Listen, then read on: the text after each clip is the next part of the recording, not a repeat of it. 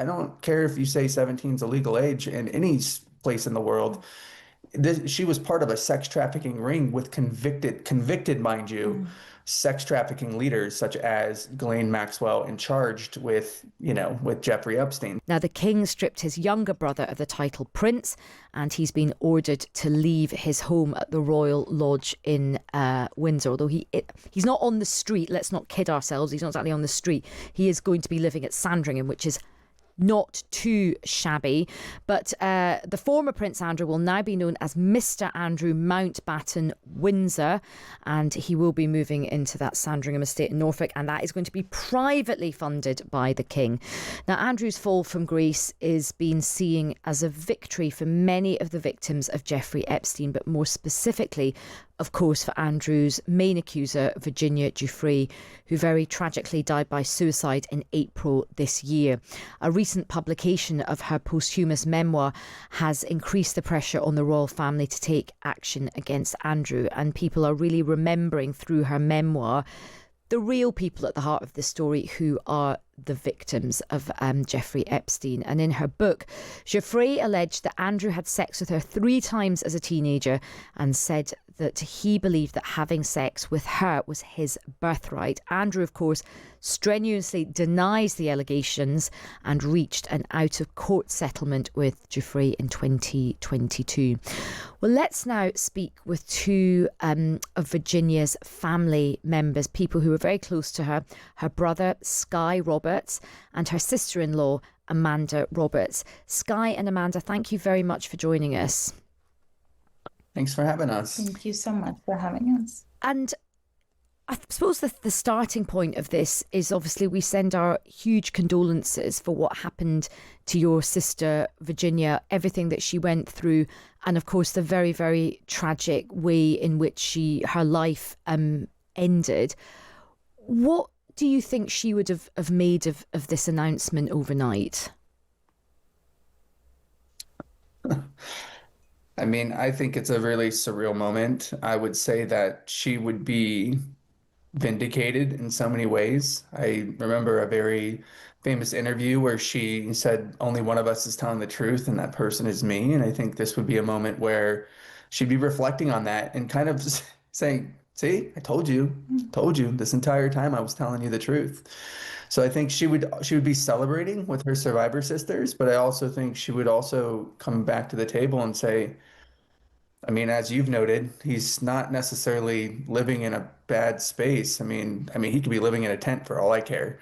But the truth be told is that there needs to be a full investigation that needs to be opened. I mean, it's a celebratory moment in the sense that the king has acknowledged, the royal family has acknowledged survivors, and that's a lot of times what these survivors are looking for.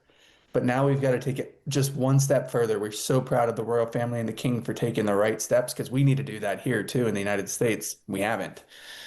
But the next step is that investigation. We've got to open an investigation, and we need to be thorough. We need to be honest. We need to be open with the public. And if it's found that he's guilty in any way, shape, or form, which we're getting acknowledgement for right now, then there needs to be justice brought to him and so many others. So you're really clear.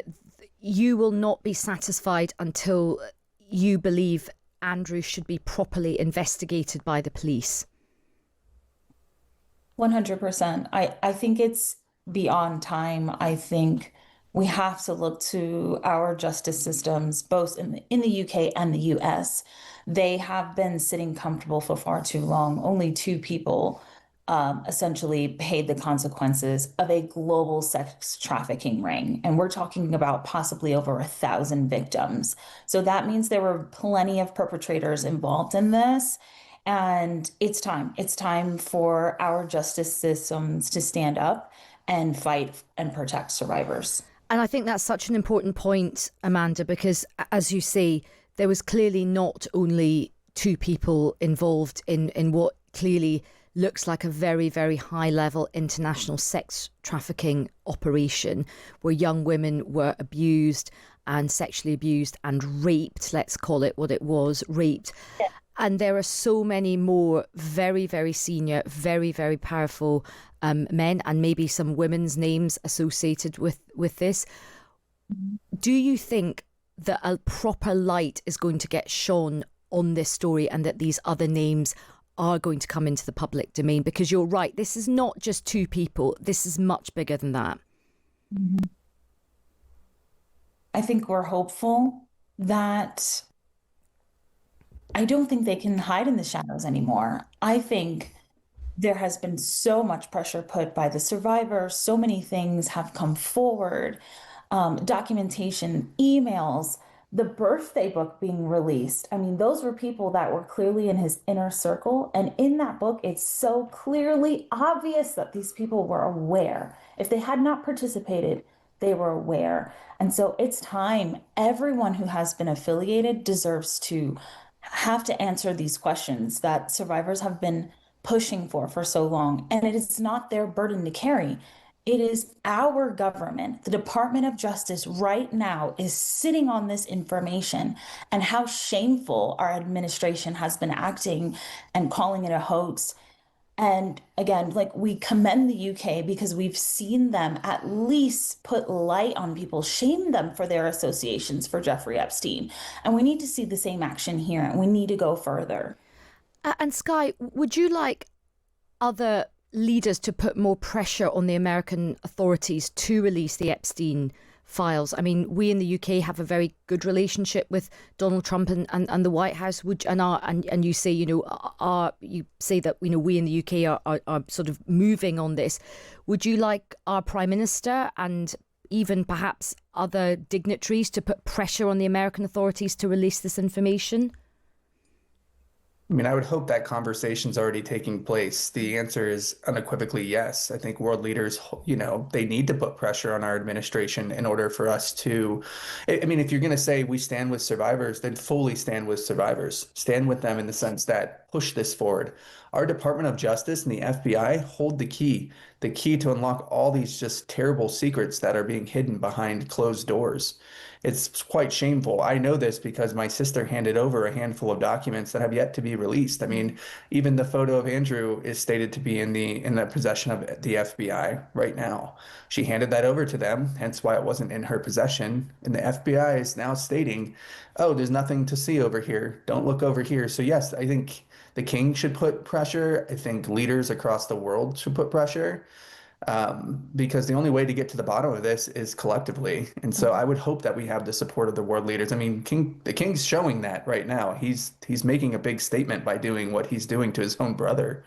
I just hope that we can take this one step further together.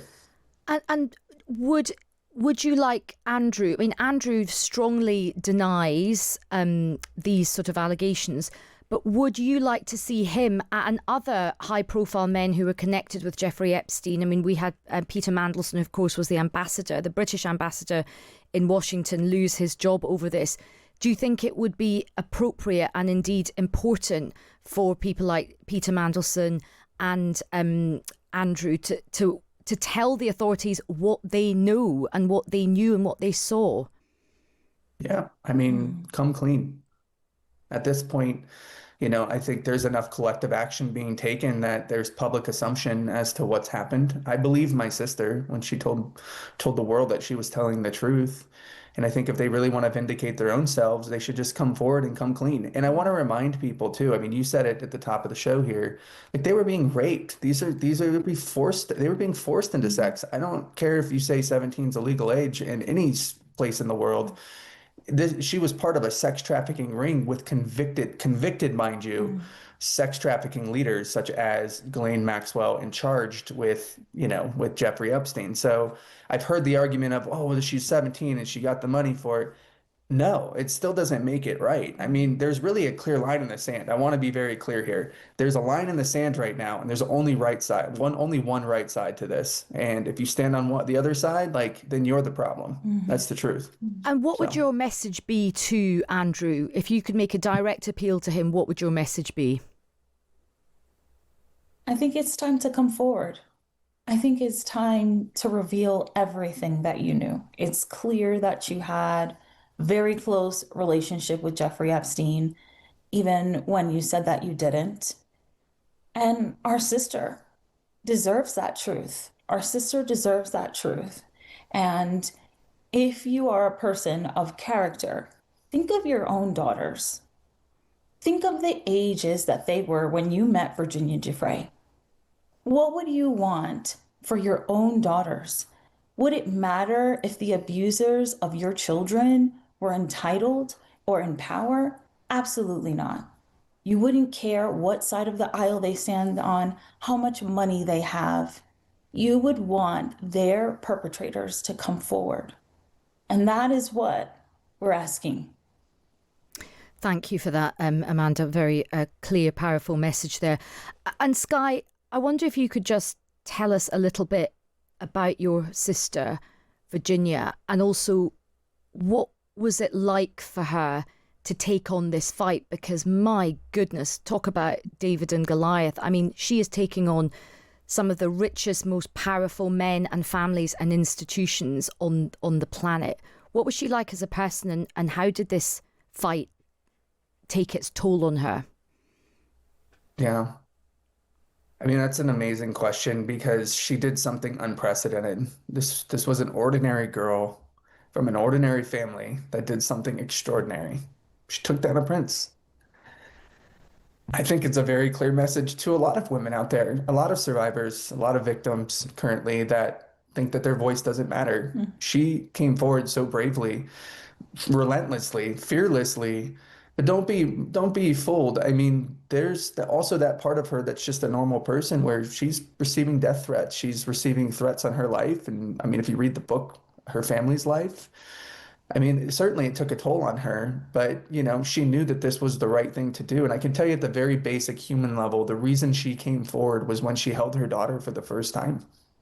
And she said, I can never let the evil touch the world. The same evil that touched me will never touch her or anybody else's daughters. So you're basic human, but in just such a beautiful way. And how are her children doing? Oh, We hope that they know their mother is a superhero. It's a really hard question. I think if you read the preface of the book, you'll understand how things unfolded in her life. And that was really what took her to a space where she felt like she couldn't fight anymore. She was dealing with domestic violence in her own home. And we're fighting for these kids, even if they don't know it right now. And we want them to know that no matter what, we'll be here for them. well, Sky and Amanda, it must be an incredibly bittersweet moment for both of you to see all of Virginia's work sort of vindicated in terms of what has happened. But of course, you've lost your sister, you've lost somebody you really, really love, and your sister went through a huge amount of abuse and a huge amount of pain. And we really appreciate your time. Thank you very much for speaking with us. Thank you. Thank you. That was the brother and sister-in-law of Virginia Giuffre, Sky Roberts and Amanda Roberts.